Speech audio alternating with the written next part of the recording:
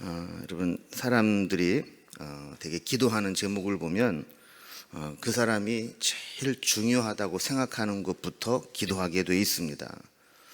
그래서 오늘 우리가 다음 세대를 위해서 또 다음 세대와 함께하는 이 기도회로 모인다고 하는 것은 다음 세대가 우리에게 가장 소중하고 중요한 존재라는 것을 의미하기도 합니다. 그래서 부모들에게 있어서 가장 중요한 기도의 제목은 대개 뭐가 되죠? 자녀 문제죠, 그죠? 자, 그렇다면 교회 입장에서 볼 때 가장 중요한 기도의 제목은 뭐가 될까요? 다음 세대가 돼야 마땅한 겁니다. 그러니까 오늘 이 새벽에 나온 우리의 그 교육부서 친구들, 우리 친구들은 우리 교회에서 가장 중요하게 여기는 존재다라는 것을 꼭 기억했으면 좋겠습니다. 여러분 예전에 보면 시골에서 소가 아주 큰 재산이었습니다. 농기계가 아예 없거나 또 비싸서 사용을 못할 때는 이 소가 운송수단도 되었고 농기계도 되었죠. 그래서 이 소는 송아지를 낳아서 키워서 팔면서 집안 살림을 운영해 오게 했습니다. 그러다가 이제 소가 더 이상 힘이 없어지면 또 팔았죠. 그래서 이렇게 소는 집의 큰 재산이었습니다. 그런데 이렇게 중요하게 여기는 소도 눈물을 머금고 팔아야 될 때가 있습니다. 언제 팔았냐 하면 이 자녀 교육비가 떨어지고 또 대학 등록금을 내야 되고 이럴 때 되면 그 소중한 여러모로 쓸모 있는 그 소도 팔아서 이 자녀를 교육시키곤 했습니다. 교회도 마찬가지입니다. 집 팔고 땅 팔고 소 팔면서 자녀 교육에 힘쓰듯이 이 교회도 다음 세대를 위해서 그렇게 투자하고 후원을 해야 됩니다. 우리가 금년 연초부터 교회 이곳저곳을 이제 리모델링을 하고 있습니다.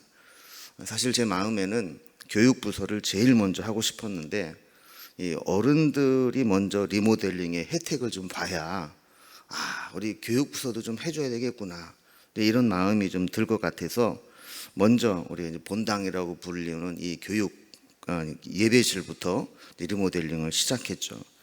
그래서 이제 교육관도 리모델링을 하고 있는데 이게 처음에 생각했던 것보다 좀 더 잘 꾸며주고 싶은 생각이 들어서 이것저것 좀 디자인도 해보고 추가를 하다 보니까 처음 예상했던 것보다 좀 비용이 좀 많이 추가되었습니다.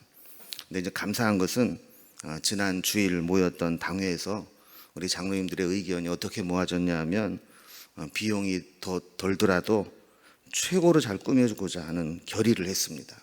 그래서 우리가 처음 예상했던 것보다 비용이 많이 좀 오바가 되지만 우리가 함께 우리 장로님들이 더 좀 힘을 내서 우리가 더 좋게 좀 꾸며주자. 그래서 이미 이제 장로님들이 추가로 또 헌금을 또 하기 시작을 했고 또 교육부서에 또 부장님들이 또 헌금을 또 추가로 또 하고 했습니다. 그래서 제가 이렇게 말씀을 드리는 거는 그 정도로 교육부서가 중요하고 이제 교회에서 관심을 갖고 있다는 겁니다. 그리고 그러면은 우리 장로님들이 저렇게 열심히 하고 또 부장님들이 하니까 이제 가만히 있으면 되는구나 그러지 마시고 여러분들 중에도 또 감동이 되면 또 해주시면 또 좋습니다. 왜냐하면 그 외에도 하고 싶은 건 너무 많은데 지금 예산의 제약 때문에 못하는 것들이 많이 있기 때문에 그렇습니다. 왜 이렇게 우리가 고민을 하고 없는 예산을 만들어서라도 교육관을 이렇게 하려고 하느냐? 그거는 우리 다음 세대가 그만큼 우리에게 소중하고 한 사람 한 사람이 너무나 우리에게 중요하기 때문에 그렇다는 거죠. 그래서 오늘 우리 이 교육부서가 아마 갑자기 새벽에 나오라고 해서 얼떨결에 이제 끌려 나온 우리 친구들도 있을 것이고 오늘 이제 보통 어른들만 모이는데 이렇게 나온 친구들이 있을 거예요. 근데 제가 이제 왜 지금 장황하게 이런 얘기를 했냐면 오늘 새벽에 나온 우리 친구들은 그만큼 소중한 존재라는 겁니다. 그래서 여러분들이 나는 이렇게 소중한 존재야 이렇게 생각을 하고 또 우리 어른들은 우리 그 다음 세대를 보면서 너는 이렇게 소중한 존재야 이렇게 이야기를 했으면 좋겠습니다. 우리가 평소에는 주의 사랑으로 사랑합니다 이렇게 인사를 하지만 우리 이번에는 이렇게 인사를 한번 해볼게요. 우리 교육부서 친구들은 나는 소중한 존재야. 그리고 우리 어른들은 그 교육부서 친구들을 향해서 너는 이렇게 소중한 존재야. 한번 이렇게 인사를 해보겠습니다. 다시 한번 앞에, 옆에, 뒤에를 보시면서 가까이 있는 분 손으로 잡고 한번 그렇게 격려하며 인사하겠습니다. 시작. 너는 이렇게 소중한 존재야. 너는 이렇게 소중한 존재야. 아멘. 자, 오늘 이렇게 또 이 새벽에 나오는 거 얼마나 소중합니까? 우리 아들 또 나오라고 그랬더니 못 나가겠다는 거예요. 그래서 어젯밤에 3만 원씩 줄 테니까 나가자. 그 정도 시급이 없다. 처음에 2만 원 얘기했더니 못 나가겠다는 거예요. 그래서 1만 원씩 올렸더니 그럼 나가보겠다고 그래서 이제 겨우 깨워가지고 나왔어요. 목사 아들도 새벽에 나오는 거 쉽지 않아요. 그런데 이렇게 새벽에 어쨌든 끌려왔든 자발적으로 나왔든 나온 우리 친구들에게 우리 하나님의 은혜가 함께하기를 기원합니다. 오늘 이제 말씀 후에는 이따가 이제 끝나고 이제 광고할 시간이 따로 없어서 좀 말씀을 드리는데 말씀 후에는 이제 우리 교육부서 친구들이 이제 다 앞으로 이렇게 나올 거예요. 나와서 여기에 쭉 앉으면 우리 담당 교역자들과 우리 장로님들이 나와서 우리 안수를 하고 기도를 하고 제가 이제 마무리 기도를 이제 하게 될 겁니다. 저희 기도가 끝나고 나면 이제 조찬 모임이 있습니다. 그래서 우리 어른들도 이제 아침에 모여서 이제 기도하고 아침 먹는 조찬 모임이 있거든요. 저는 그거를 조치하는 모임이라 얘기를 하는데 어쨌든 이제 조찬 모임을 하려고 그래요. 그래서 오늘 기도회를 준비하면서 우리 교역자들에게 물어봤어요. 우리 아이들에게 기도회 끝나고 이게 소중한 우리 친구들이 나왔는데 그냥 돌려보낼 수 없다. 그래서 우리 아침을 뭘 좀 먹여서 좀 보냈으면 좋겠는데 우리 친구들이 뭘 좋아하는지 좀 알아보라 그랬더니 우리 친구들은 아주 신기하게도 아침부터 뭐 피자, 햄버거, 치킨 이런 거 안 먹는다는 거예요. 그래서 애들이 뭐 좋아하냐 그랬더니 주일날 이제 낮에도 애들 뭐 치킨 사줄까 피자 사줄까 그러면 그런 거 별로 안 좋아한대요. 희한한 애들 다 봤어요. 그래서 그럼 뭐 좋아하냐 그랬더니 김밥, 떡볶이. 이번에 설문조사를 또 했대요. 이렇게 아동부에서 했더니 뭐 미역국 끓여달라는 애도 있고 뭐 해장국 먹자는 애도 있고 또 그렇대요. 그래서 우리랑 전혀 예상이 좀 빗나가서 고민을 하다가 이제 이렇게 하기로 했어요. 오늘은 아이들을 존중하는 의미로 우리 어른들이 일방적으로 준비해서 너 이거 먹어라 이렇게 하는 게 아니라 이제 기도회가 끝나면 1층 쉼터 식당에 이제 다 일단 모일 겁니다. 그러면 이제 그 중에서 오늘 안수기도 하신 분들이 기념으로 한턱을 쏘는 거예요. 그래서 아이들 중에서 나는 옆에 순댓집 가서 순댓국 먹고 싶다. 그럼 이제 거기 가서 한 분이 가서 이제 순댓국을 쏘시고 또 나는 저 편의점에 가서 그 다양한 것들 좀 하나씩 사서 먹고 싶다. 그럼 또 편의점으로 또 데리고 가시고 그리고 또 뭐 맥땡날드에 가고 싶다. 그러면은 또 거기 가서 또 아침 맥모닝으로 또 먹고 그리고 또 어떤 애는 또 이렇게 이미 천국의 맛을 봐가지고 김밥 천국을 또 그렇게 좋아하는 애가 있다네요. 그래서 김밥 천국을 좋아하는 친구는 또 모여서 김밥 천국으로 가고 그래서 우리 몇몇 장로님들이 이렇게 기도하고 아이들을 데리고 가서 이제 조찬 모임을 할 겁니다. 자, 그러면 이제 부모들은 어떻게 하느냐? 남아서 열심히 기도를 하시는 겁니다. 우리 자녀를 위해서 아이들이 밥 먹고 올 때까지 열심히 기도를 하시고 또 조찬 모임이 끝나면 이제 집으로 돌아가는 것으로 그렇게 하겠습니다. 그래서 이제 오늘 말씀이 끝나고 나면 우리 교육부서 친구들하고 청년부까지 포함되는 거예요. 그리고 우리 안수하셨던 장로님들은 밑에 식당으로 내려오셔서 우리 아이들 인솔해서 조찬 모임까지 잘 해주시면 감사하겠습니다. 자, 이제 오늘 말씀을 좀 살펴보겠습니다. 그리고 오늘 우리가 읽은 말씀의 주인공이 누굽니까? 다니엘이죠. 제가 오늘 왜 다니엘을 이 역사적인 날 이렇게 본문으로 삼았느냐 하면 우리의 자녀들이 다니엘 같은 삶을 살았으면 좋겠다 하는 마음이 간절하기 때문입니다. 또 한 가지는 지금 우리 자녀들이 살아가야 되는 이 세상이 다니엘이 살았던 시대와 같이 영적으로 매우 어려운 시기이기 때문에 그렇기도 합니다. 오늘 말씀 다니엘 1장 1절 읽지는 않았지만 1장 1절에 보면 이렇게 시작합니다. 유다 왕 여호야김이 다스린 지 3년이 되는 해에. 자, 그러니까 이 얘기는 뭐냐면 이 여호야김은 유다의 거의 마지막 왕이거든요. 그러니까 아직 나라가 망하지는 않았습니다. 그런데 바벨론의 느부갓네살이라는 왕이 이 유다를 침공을 해서 크게 타격을 입혔죠. 그래서 이 유다는 이 바벨론 침략을 막아내지 못하고 결국에는 굴욕적인 타협을 했습니다. 그 대가가 뭐냐 하면 나라의 보물들, 이 국보급 보물들을 다 빼앗겼고 또 나라의 미래를 책임질 다음 세대들 중에 훌륭한 엘리트들을 바벨론으로 다 끌고 가버린 겁니다. 그래서 4절에 보면 곧 흠이 없고 용모가 아름다우며 모든 지혜를 통찰하며 지식에 통달하며 학문에 익숙하고 왕궁에 설만한 소년을 데려오게 하였고 그랬습니다. 여기 보세요. 외모면 외모, 실력이면 실력, 지식이면 지식, 지혜면 지혜, 모자람이 없는 그런 탁월한 인재들을 다 붙잡아 간 겁니다. 그곳에 끌려가 있는 자들은 우리가 생각했던 것보다 훨씬 더 어려운 상황을 맞이하게 됩니다. 그래서 4절 뒷부분에 있는 것처럼 그들에게 갈대아 사람의 학문과 언어를 가르치게 하였고 그랬어요. 그러니까 우상 숭배와 세상에 물든 학문들 이런 것들을 그 끌고 간 그 엘리트들에게 주입을 시키고 쇠뇌를 시키고 인간 개조를 하려고 했다라는 겁니다. 그곳에 끌려간 자들은 이름도 바꾸게 했고 또 언어도 새롭게 배워서 사용하게 했고 그들의 학문과 지식 모든 면에 있어서 그들의 생각 자체를 바벨론식으로 바꾸려고 강요하게 되었다는 겁니다.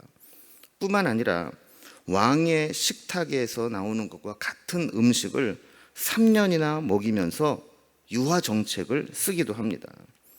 그러니까 바벨론은 이 고도의 이 작전으로 거기에서 유다에서 끌고 온 이 다음 세대들에게 철저하게 바벨론화 시키는 교육을 해왔던 것이죠. 저들은 엄청난 위기를 만난 겁니다. 사실 모든 것이 낯설고 특히 악한 세상에 적응하며 살아야 하는 저들 나이에는 감당하기 힘든 문제를 만나게 된 겁니다. 그리고 마치 우리의 자녀들이 말이죠. 인신매매를 당해서 그 어떤 이 세상의 악한 문화가 번성한 그런 곳이나 아니면 공산주의처럼 이념과 사상의 강력한 통제를 받아야 되는 곳에 끌려가서 거기에서 유화를 당하는 것과 똑같은 그런 상황인 거죠. 거기는 누가 도와줄 사람도 없고 울타리가 될 사람도 없습니다. 스스로 자기의 신앙을 지켜내면서 버텨내야 되는 상황입니다.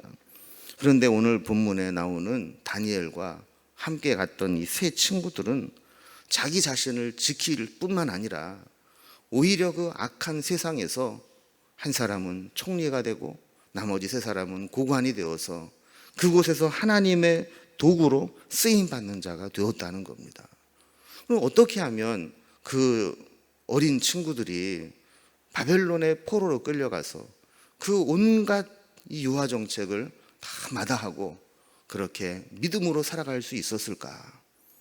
오늘 본문에 보면 몇 가지를 좀 보게 됩니다. 첫 번째 이유는 다니엘은 뜻을 정한 것이 있었기 때문입니다. 사람은 다 자기가 뜻을 정하고 생각한 대로 살아갑니다. 그리고 이것을 다른 말로 말하면 자기 정체성을 가지고 살아간다라는 것이죠.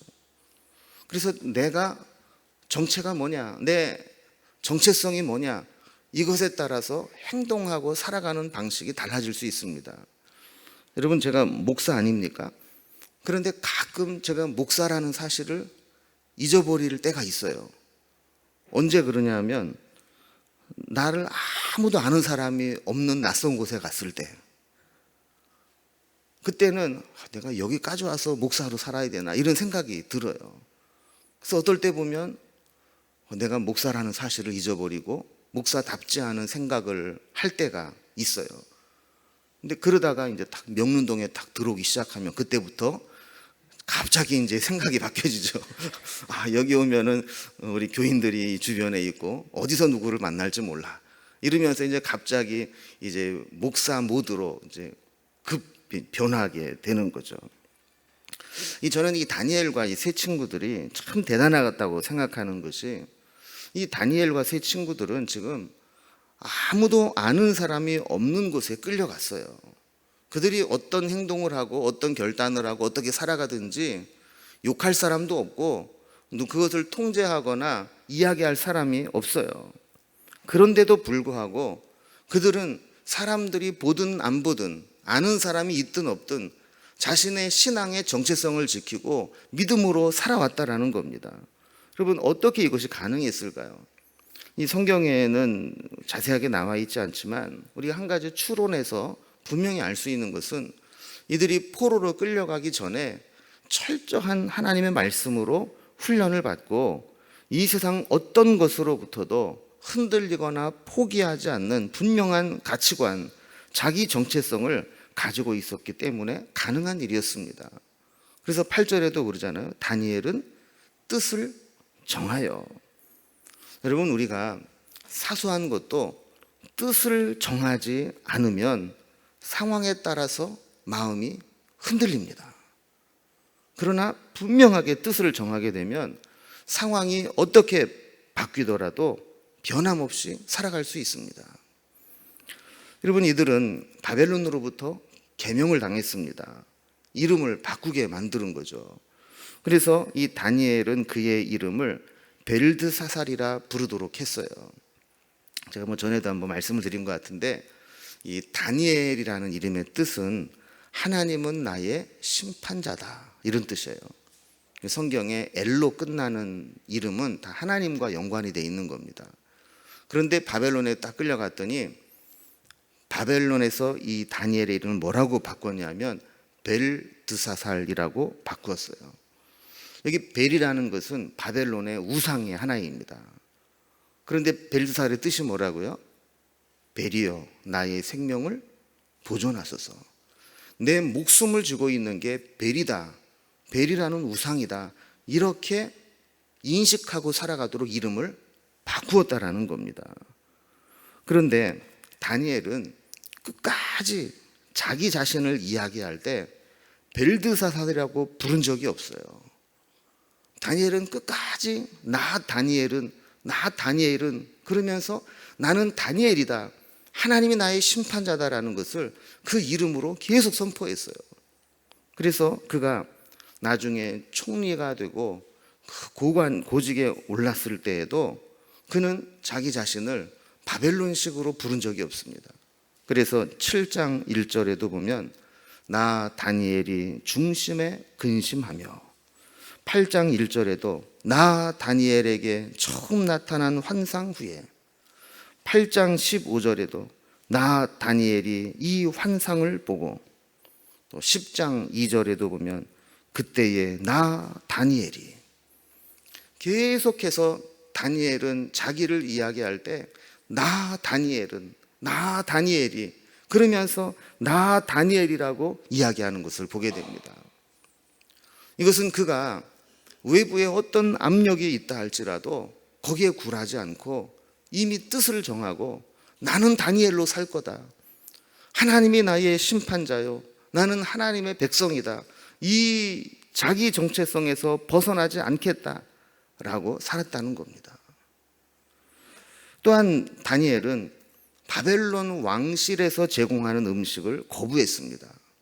그래서 8절에 보면 뒷부분에 왕의 음식과 그가 마시는 포도주로 자기를 더럽히지 아니하리라 하고 자기를 더럽히지 아니하도록 환관장에게 구하니 그랬습니다. 그리고 왕이 음식을 하사하는데 이거를 내가 거절했다. 여러분, 이거는 별것 아닌 것 같아도 상당히 위험한 발언입니다. 그리고 이렇게 말할 수 있다는 것 자체가 참 대단한 엄청난 의미를 가지고 있는 겁니다. 여러분 한번 생각을 해보세요. 원래 이 포로들이 왕의 음식을 먹는다, 이게 가능한 일일까요? 이건 있을 수 없는 일이죠. 보통 이 포로들은 인권이 유린될 정도로 아주 비참한 삶을 살아갑니다. 죽도록 고생하고 죽지 않을 정도로 연명할 음식을 주는 게 일반적인 일입니다. 그런데 이 다니엘과 이 세 친구들과 이 끌려갔던 자들에게는 왕의 진미를 내려주고 포도주를 함께 내려주면서 그곳에서 그 좋은 음식을 먹게 했습니다. 여러분, 이거는 엄청난 특혜고 은혜를 입은 겁니다. 그런데 다니엘은 그 음식을 뭐라고 이야기하죠?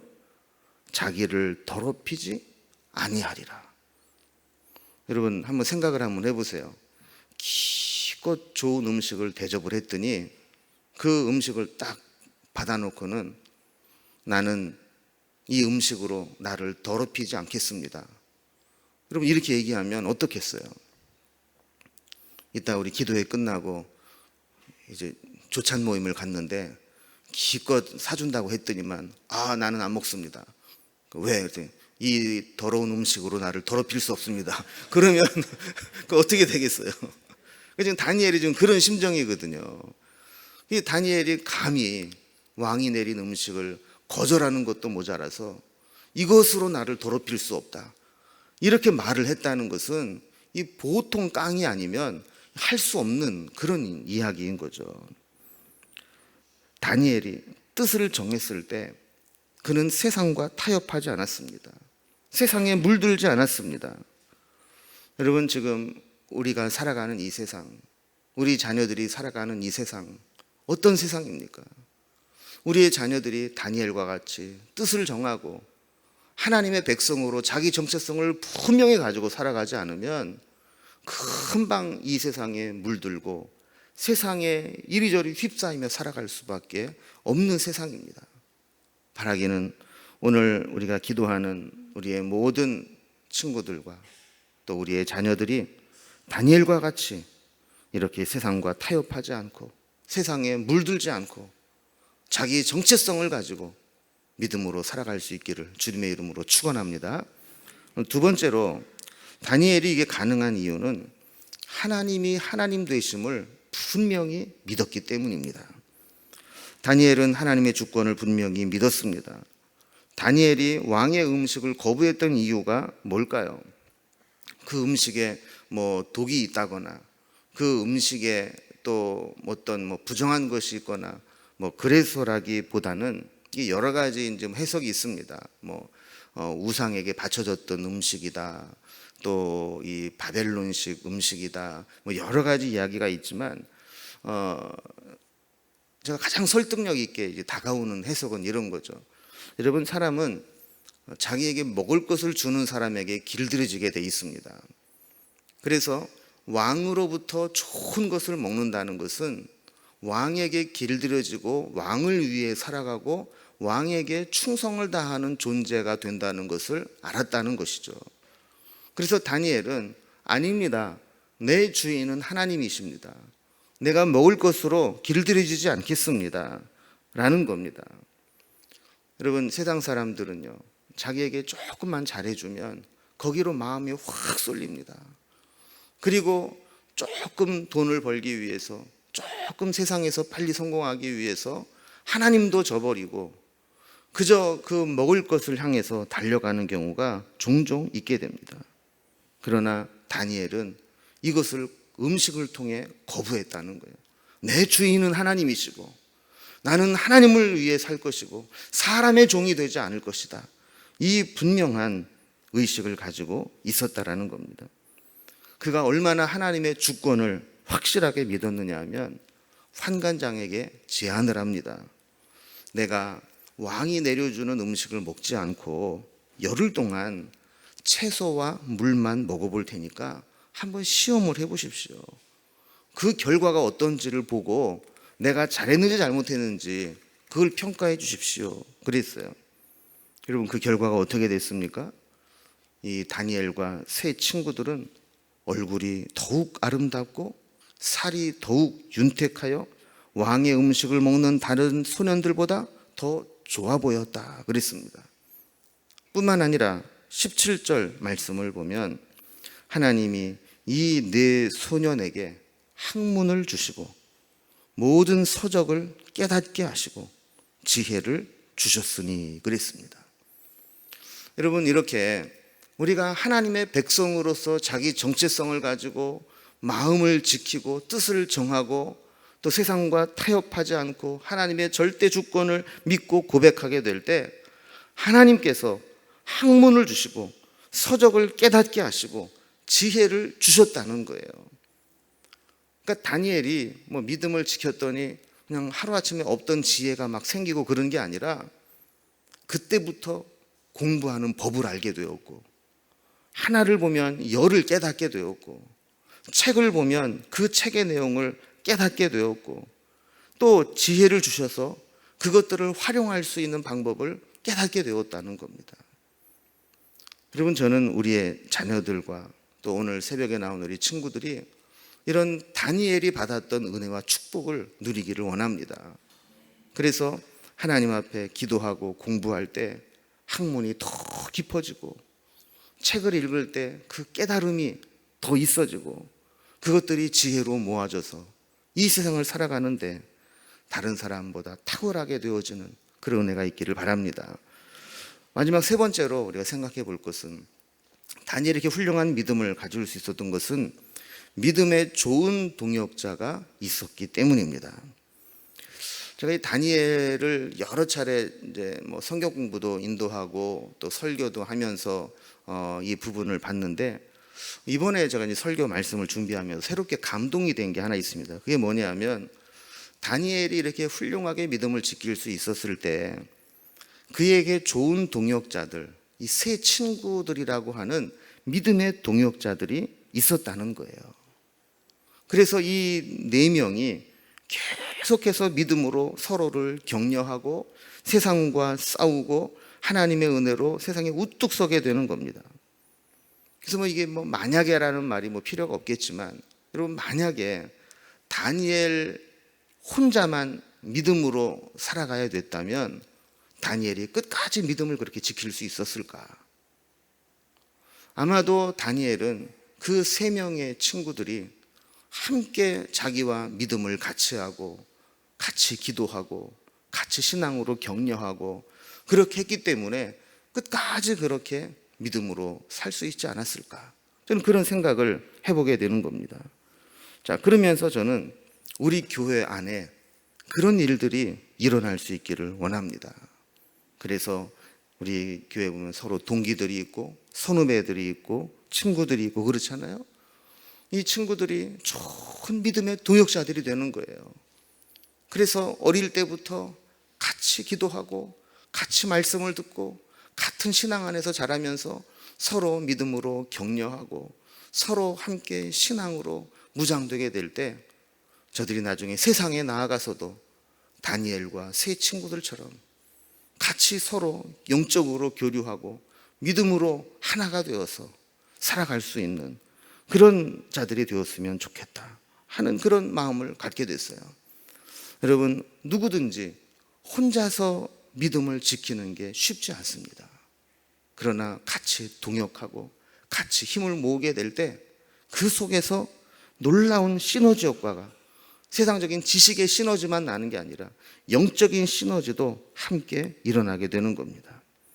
저는 우리 교회, 우리 다음 세대들이 이렇게 다니엘처럼 뜻을 정하고 하나님 앞에 자기의 믿음, 자기 정체성을 분명히 할 수 있는 우리 친구들이 다 되기를 바라고, 또한 하나님이 나의 하나님이라고 하는 그 하나님의 절대 주권을 강력하게 믿고 의지하는 자들이 되었으면 좋겠고, 그리고 우리 친구들이 서로 좋은 믿음의 동역자들이 되어서 일평생 살아가는 동안에 서로 밀어주고 끌어주고 도와주고 격려하고 이러한 귀한 관계들이 형성되는 우리 교회가 되어질 수 있기를 주님의 이름으로 기원합니다.